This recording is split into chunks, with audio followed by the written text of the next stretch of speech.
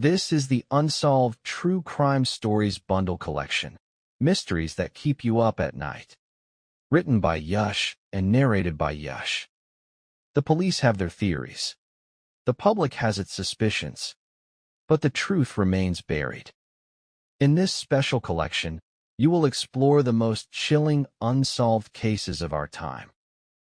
Story 1. The Zodiac Killer, California, USA.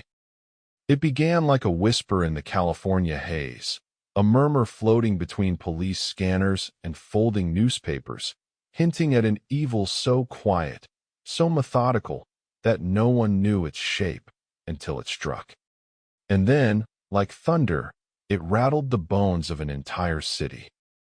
The year was 1968. America was in chaos. The Vietnam War raged overseas, while cities at home were igniting with protests, civil unrest, the sounds of a nation splitting down the middle. But even with all that turmoil, nothing prepared California, nothing prepared the world for the shadow calling itself the Zodiac. Let's go back to where it really began. To Lake Herman Road, a quiet stretch near Vallejo. On December 20th, 1968, two teenage sweethearts, Betty Lou Jensen, 16, and David Faraday, 17, parked along the gravel pull-off to spend some time together. It was cold. Still, the kind of night where breath lingered in the air and tires made no sound on dirt. They weren't alone. At around 11 p.m., headlights flickered toward their car and came to a quiet stop. A figure stepped out. No words were exchanged. 10 shots broke the silence. Pulling the trigger of a .22 caliber pistol, the killer executed David at point blank through the head while he sat in the driver's seat. Betty Lou tried to flee, but she didn't make it far. 5 bullets chased her as she ran. Her body was found 28 feet from the car. The crime scene was clean, cold, surgical, like a switchblade opened and closed. There was no robbery, no obvious motive, just murder, precise and merciless. Now, that could have been it, a single tragic night. But of course it wasn't. The killer wasn't done. He was just getting started. July 4th, 1969, Independence Day in America. Fireworks lit the skies across Vallejo, but down by Blue Rock Springs Park, the night was quiet, save for crickets and the occasional rumble of passing cars.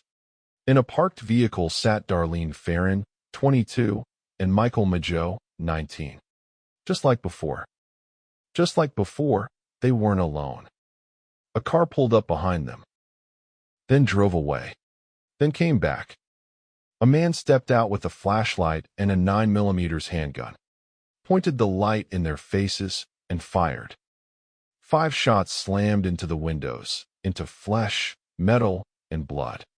He walked away, but then turned back and fired 4 more times into the wounded bodies, ensuring the damage was done. Darlene Ferrin died on the way to the hospital. Michael Mageau survived, but only just. His description? Vague. Nervous. Shaky. A white male, he said.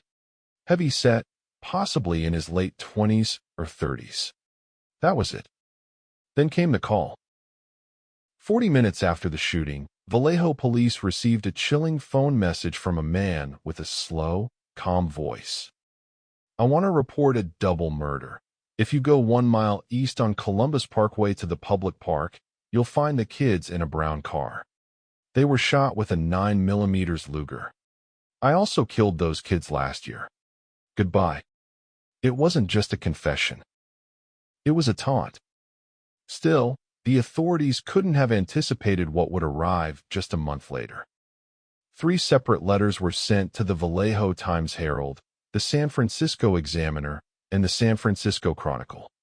Each one was handwritten with near perfection, no smudges, no hesitation, just precision and menace. They began like this.